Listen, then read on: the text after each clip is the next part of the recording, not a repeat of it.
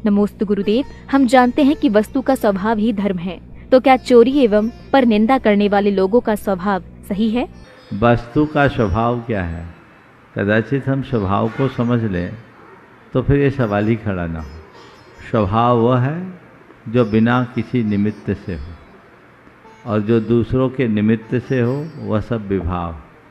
चोरी करना हमारा स्वभाव नहीं है, निंदा करना भी हमारा स्वभाव नहीं है। समता में जीना हमारा स्वभाव है। हम समता से बाहर आते हैं दूसरों के निमित्तों से, तो वो जो पर निमित्त से प्रभावित परिणति है वह स्वभाव नहीं विभाव है। स्वभाव धर्म है, विभाव अधर्म। इसलिए अपने आप को अधर्म से दूर करो। विभाव से स्वभाव की ओर मुड़ना ही हमारा वास्तविक धर्माचरण है, और वही हमारे जीवन का लक्ष्य होना चाहिए। नमोस्तु गुरुदेव। धार्मिक विचारधारा और विकासशील विचारधारा के सिद्धांतों में मूलभूत अंतर क्या है? देखिए, दोनों विचारधारा अपनी अपनी जगह महत्वपूर्ण है, अर्थपूर्ण है, उपयोगी, और हमें उनका लाभ लेना चाहिए। लेकिन दोनों की दृष्टियों में भिन्नता है। धार्मिक विचारधारा जहाँ आत्मा की उन्नति की बात करती है, वहीं दूसरी विचारधारा जो विकासवादी विचारधारा है वह केवल भौतिक समृद्धि की बात करती है। मेरी राय में भौतिक समृद्धि हमारे जीवन की पूर्ण उपलब्धि नहीं है। व्यक्ति की आध्यात्मिक उन्नति भी होनी चाहिए। व्यक्ति भौतिक रूप से चाहे जितना समर्थ क्यों न हो जाए, अगर आध्यात्मिक रूप से कमज़ोर है तो वह लाचारी और विवस्था भरा जीवन जिएगा। हम देख रहे हैं कि विकसित देशों में कितने प्रकार की समस्याएं आ रही है।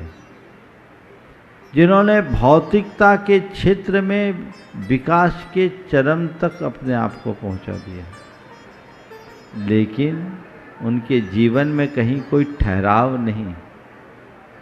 टूटन है, घूटन है, तनाव है, अवसाद है, पीड़ा है, कष्ट है, ये महसूस कर रहे हैं ना, जो कहीं ना कहीं हमें इस बात पर थप कर विचार करने के लिए बाध्य करता है कि जब तक मनुष्य अपने आप को भीतर से मजबूत नहीं बनाता तब तक उसका जीवन अधूरा है। आज के मनुष्य की जो इस विकास की दृष्टि को देखता हूँ तो मुझे एक ही बात दिखती है कि मनुष्य की बाह्य शक्तियाँ तो विस्तीर्ण हो रही है, पर भीतर से वह खुद शक्तिहीन होता जा रहा है। अगर बोल चाल की भाषा में कहूँ तो ऐसा कह सकता हूँ कि सबकी फोटो तो बहुत खूबसूरत दिखती है, एक्सरे सबका खराब है। समझ गए?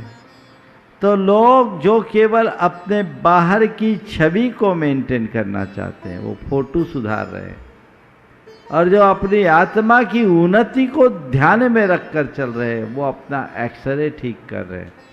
अब आप तय कर लो क्या करना है। फोटो बिगड़ जाए तो कोई दिक्कत नहीं, एक्सरे ठीक होना चाहिए। बाहर से तुम कमजोर भी पड़ जाओ तो जीवन जी लोगे, लेकिन अंदर से कमजोर रहोगे तो कभी जी नहीं पाओगे। आए दिन जो आत्महत्याएं होती है वो क्यों कर हो रही है? मनुष्य अंतर मन से जो परेशान दिख रहा है वह सब क्यों हो रहा है? ये बातें हमें जानने और समझने की आवश्यकता है। जो इन्हें जान लेता है, समझ लेता है, पहचान लेता है, उसे ज़्यादा कुछ कहने की आवश्यकता शेष नहीं रहती। इसलिए मैं ये कहूँगा, मैं विकास का विरोधी नहीं हूँ, पर एक ही बात होनी चाहिए, प्रगति हो, प्रतिगति ना हो। प्रगति और प्रतिगति में मौलिक अंतर है। अगर मनुष्य अपने लक्ष्योन्मुखी होता है तो वो प्रगति है, पर तेजी से दौड़ते हुए उल्टा पीछे आता है तो प्रतिगति है।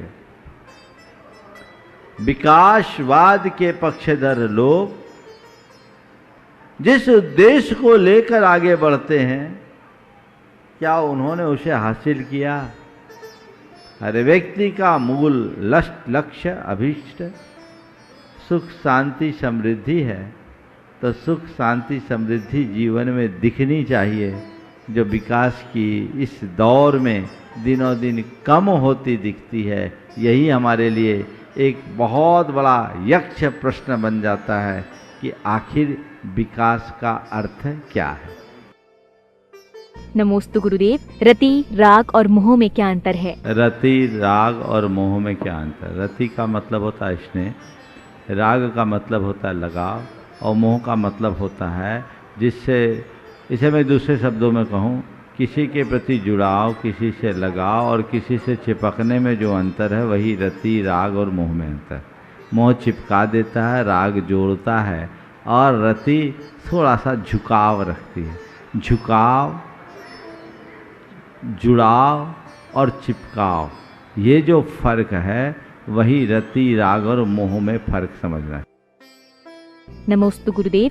किसी के बारे में कुछ अच्छा सुनने पर लोग शक करते हैं, लेकिन कुछ बुरा सुनने पर तुरंत विश्वास कर लेते हैं, ऐसा क्यों?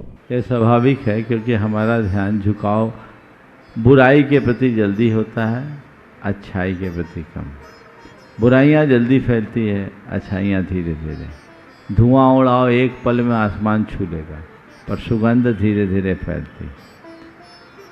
चंदन का पेड़ उगाना हो वर्षों लगेंगे, बेशरम उगाना है कहीं भी उग जाएगा। तो ये स्वाभाविक है, जो हमारे अंदर के संस्कारों का द्योतक है। इसलिए हमें चाहिए कि जीवन को बुराई से अच्छाई की ओर मोड़ें। नमोस्तु गुरुदेव। श्रावक के कितने कर्तव्य होते हैं और इनमें कौन सा मुख्य कर्तव्य होता है? श्रावक के 6 कर्तव्य हैं। देव पूजा, गुरुपास्ति, स्वाध्याय, संयम, तप और दान। इनमें से 4 मुख्य हैं। देव पूजा, गुरुपास्ति दोनों एक में आ जाते हैं। तप यानी उपवास आदि, दान। दान, पूजा, शील और उपवास ये श्रावक के मुख्य कर्तव्यों में। उनमें भी दान और पूजा ये 2 मुख्य कार्य हैं, जिसे हर पल व्यक्ति को करना चाहिए। इसी से किसी गृहस्थ का गृहीपना सार्थक होता है। नमोस्तु गुरुदेव। कई बार हमारे आसपास के लोग जैन धर्म और जैन साधुओं का मजाक बनाते हैं, तो हमें अच्छा नहीं लगता। तो गुरुदेव, हम उन्हें क्या और कैसे समझाएं कि उनके मन में जैन धर्म के प्रति अच्छी छवि बने? देखिए, जो लोग जैन धर्म या जैन मुनि के संदर्भ में क्रिटिसाइज करते हैं, हमें उनसे विचलित नहीं होना चाहिए, क्योंकि इस क्रिटिसाइज में दोष उनका नहीं, कमी हमारी।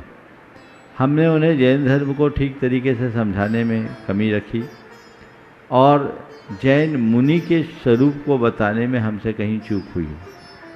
अगर कोई व्यक्ति ऐसा कहता है तो उनसे पूछो कि तुम्हारी क्रिटिसाइज की वजह क्या है, तुम जैन धर्म की आलोचना क्यों करते हो? जैन धर्म एक ऐसा धर्म है जो सब तरह से आडंबर और अंधविश्वास से मुक्त जीवन जीने की प्रेरणा देता है, जो एक ऐसी जीवन शैली की बात करता है जो हमारे जीवन को सहज, शांत, संतुलित और सकारात्मक बनने की प्रेरणा देता है। उस धर्म को आप किस आधार पर कहते हो? उनसे बोलो जैन के अर्थ को जान लो, तो तुम्हें समझ में आ जाएगा जैन क्या होता है। और जब तुम जैन धर्म के मर्म को जान लोगे ना, तो आलोचना करने की बात तो बहुत दूर, तुम अपनाने को आतुर हो उठोगे। उन्हें ये बताओ कि जॉर्ज बर्नार्ड शॉ को जब जैन धर्म का ज्ञान हुआ, उन्होंने रात्रि भोजन का त्याग कर दिया, और उन्होंने अपने एक साक्षात्कार में ये कहा कि यदि कहीं पुनर्जन्म हो तो मैं ये कामना करता हूँ कि अगला जन्म मेरा जैन धर्म में हो। ये जैन धर्म के गौरव की बात है। तुम इसे जानते नहीं हो, इसलिए ऐसी बातें करते हो। समझो, उनसे पूछो कि तुम जैन धर्म की आलोचना करते हो, क्या अहिंसा के बिना विश्व चल सकता है? क्या झूठ के सहारे दुनिया आगे बढ़ सकती है? क्या चोरी के कर्म को तुम अच्छा मानते हो? क्या कुशील और व्यभिचार हमारे समाज के लिए आवश्यक है, अच्छा है? और क्या परिग्रह की अंतहीन लिप्सा हमारे लिए उचित है? उनसे पूछो और फिर उनसे कहो। जैन धर्म इनसे ही बचने की तो प्रेरणा देता है। इकलौता धर्म एक ऐसा धर्म है जो व्यक्ति की नहीं गुणों की पूजा करता है और व्यक्ति के गुणात्मक विकास की प्रेरणा देता है। ये भाव उनके मन में जगाओ। उन्हें कहो कि तुम पहले जैन धर्म को समझो तो सही। जिस दिन समझ लोगे उस दिन तुम्हारी भाषा और व्यवहार सब बदल जाएगा। इसलिए उन्हें हमें समझाने की कोशिश करनी चाहिए। और जैन मुनि का जो सवाल है वो अगर खासकर दिगंबर मुनि को लेकर के आलोचना करते हैं, उन्हें बोलो कि तुम दिगंबर मुनि के निकट जा कर के तो देखो। मेरे संपर्क में एक एडवोकेट, मैं एक स्थान में था, महिला थी, वो एक अपने कुछ एडवोकेट मित्रों को लेकर मेरे पास आई, बैठी, बातचीत हुई। उनके पीछे की बातें मुझे पता नहीं थी। तो वो बोले, महाराज जी हम लोग बार रूम में बैठे थे और इन लोगों के मन में आप लोगों के प्रति अच्छी धारणा नहीं थी। मैंने इन्हें समझाने की कोशिश की और फिर मैंने इनसे एक ही सवाल किया कि एक काम करो, आप मेरे साथ चलो, हमारे महाराज यहाँ आए हुए हैं, उनके चरणों में थोड़ी देर बैठो, फिर आप मुझसे बताना कि आप किसी नंगे व्यक्ति के पास बैठे हैं या अपनी मस्ती में लीन किसी साधु से मिले। ये बात उन्होंने बाद में खोला, साथ के लोगों ने भी बोला महाराज जी, बाबा बोले, उन्हें महाराज भी बोलना नहीं जानते थे, बाबा ये इनकी कृपा से आज हमारी एक बहुत बड़ी धारणा दूर हो गई। उन्हें बताओ कि जैन मुनि क्या होता है। आज त्याग और तपस्या की मूर्ति के रूप में देखो तो जैन मुनि को देखा जा सकता है। उन्हें तुम नग्न के रूप में मत देखो, उनके दिगंबर रूप को देखने की कोशिश करो। वे नग्न नहीं होते, नग्न वो होता है जो निर्वस्त्र होता है, और दिगंबर वो होता है जो दिशाओं को अपना वस्त्र बना कर रखता है, उसी में अपनी लज्जा और मर्यादा को ढांक कर रखते हैं। तो ये दिगंबर मुनि हैं जो 24 घंटे में एक बार भोजन करते हैं, उसी समय पानी पीते हैं, सारे जीवन पैदल चलते हैं, पूरे जीवन ऐसी तरह निरावरण रहते हैं, प्राणी मात्र के कल्याण की भावना रखते हैं, सबके प्रति समता का भाव रखते हैं। वो जैन मुनि हैं। उनके स्वरूप को तो समझो, उनके निकट से देखोगे तो तुम्हारी धारणा ही बदल जाएगी। जिनके व्यक्तिगत स्वत्व और स्वामित्व का कुछ नहीं, जिन्हें न दान से मतलब, न दक्षिणा से मतलब, न आश्रम से मतलब, न मठ से मतलब, 24 घंटे में एक वक्त भोजन और उसी वक्त पानी की आवश्यकता है। इससे अधिक उनकी कोई रिक्वायरमेंट नहीं है, और जितना वो समाज से लेते हैं उससे 1000 गुना समाज को लुटाते हैं। ये बात उन्हें बताने की कोशिश करो। जिस दिन ये बात उन तक पहुंचेगी उनके जीवन का काया पलट हो जाएगा। नमोस्तु गुरुदेव। कभी कभी हम सही होते हुए भी बुरे बन जाते हैं, क्योंकि जैसा लोग चाहते हैं हम वैसा नहीं कर पाते। गुरुदेव, ऐसी स्थिति में हमें क्या करना चाहिए? जैसा लोग चाहते हैं वैसा हम नहीं कर पाते, बुरे बन जाते हैं। ऐसी स्थिति में हम क्या करें? बिल्कुल उससे अप्रभावित हो जाए। लोग जैसा चाहें वैसा हम करें, ये कोई ज़रूरी नहीं, पर हमें इतना सावधान रहना चाहिए कि हम ऐसा कुछ ना करें जो लोगों के लिए गलत हो जाए। अगर हम इसकी परवाह करें तो कोई बात नहीं, और लोगों की परवाह करोगे तो जीवन में कभी कोई रास्ता नहीं मिलेगा। नमोस्तु गुरुदेव। छोटे कब बड़े हो जाते हैं पता नहीं चलता, और प्रेम नफरत में कब बदल जाए पता नहीं चलता। तो गुरुदेव, कल की चिंता करने वाले ये क्यों भूल जाते हैं कि जिंदगी कब हमसे दूर हो जाए ये भी पता नहीं चलता। काश इतनी बात समझ ले तो फिर कुछ कहने की जरूरत ही नहीं। पर हमारे जीवन की विडंबना यही है कि हम पूरे जीवन पर्यंत जीवन की हकीकत को नहीं जान पाते। जिस दिन हम जीवन की वास्तविकता को जाने ले, हमारे जीवन का पथ अपने आप प्रशस्त हो जाएगा। किसी ने बिल्कुल ठीक लिखा है, जिंदगी पर डाल ली जिसने हकीकत की नज़र, जिंदगी उसकी नज़र में बेहकीकत हो गई। हम हकीकत भरी दृष्टि देखें तो हमारा जीवन अपने आप प्रशस्त हो। नमोस्तु गुरुदेव। सनातन धर्म में भगवान ऋषभदेव को अवतारी पुरुष एवं जैन धर्म में प्रथम तीर्थंकर के रूप में माना गया है। गुरुदेव, इन दोनों बातों में परस्पर क्या संबंध है? इस बात का प्रमाण है कि भगवान ऋषभदेव एक महापुरुष थे। और उन महापुरुष होने के कारण उन्हें सभी परंपराओं में सम्मान दिया गया। वैदिक परंपरा और पौराणिक आख्यानों में चूँकि अवतार की अवधारणा है, उन्होंने विष्णु के अवतार के रूप में ऋषभदेव को स्वीकार किया। और जैन परंपरा उत्तारवाद को मानती है, जो नर से निरंजन बनने का मार्ग बताती है, आत्मा से परमात्मा को बनाने का रास्ता खोलती है। तो वहाँ उन्हें तीर्थंकर के रूप में स्वीकार किया गया। हालांकि भगवान ऋषभदेव के अस्तित्व के बारे में हम विचार करें तो वैदिक और पौराणिक काल से पहले भी भगवान ऋषभदेव का अस्तित्व था। हड़प्पा और मोहनजोदड़ो के उत्खनन से प्राप्त अवशेष भगवान ऋषभदेव के अस्तित्व का द्योतन करते हैं।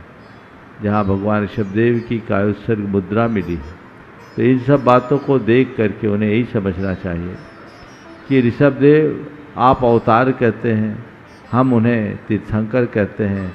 भागवत में उन्हें आर्हत मत का प्रचारक कहा गया है। तो आर्हत मत क्या है? ये किसी न किसी रूप में जिनमत है।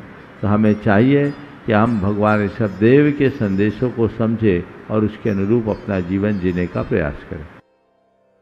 नमोस्तु गुरुवर। मंदिर के समक्षरण में पद्मासन मुद्रा में विराजमान प्रभु मूर्त, नासाग्र दृष्टि, 3 छत्र, चवर, भामंडल आदि किसके सूचक हैं? देखिए, ये हमारे बीतराग भगवान की मुद्रा है। छत्र, चमर, भामंडल ये भगवान के प्रातिहार्य।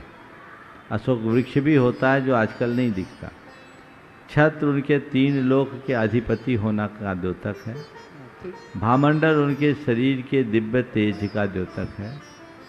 चमर देवता लोग उनके चरणों में उनके दोनों ओर झुकाते हैं, जिस बात का द्योतक है कि जो भगवान के चरणों में नत होता है उसका जीवन उन्नत होता है। तो ये प्रातिहार है जो तीर्थंकरों के महिमा बोधक चिन्ह कहलाते हैं। भगवान के वक्षस्थल पर जो 4 पाखुड़ियों वाला कमल बताया, वो कमल नहीं है, वो श्रीवत्स है जो तीर्थंकरों के वक्षस्थल पर होता है। उसके प्रतीक स्वरूप वहाँ पर उसे अंकित किया जाता है। जहाँ तक भगवान की नासा दृष्टि का सवाल है, तो वह उनकी बीतरागता का द्योतक है। उनके हृदय में न तो किसी से राग है न द्वेष है। वे समता भाव को धारण करके बैठे हैं।